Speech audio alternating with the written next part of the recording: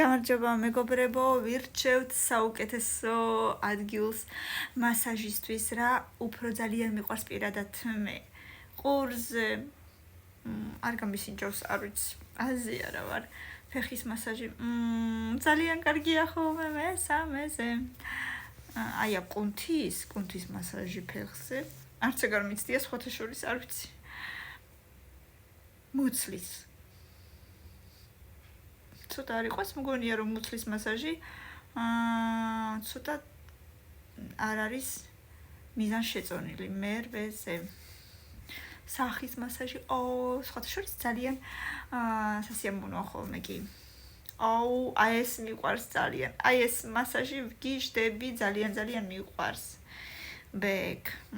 ზურგის მასაჟი ძალიან კარგია ხოლმე ეს.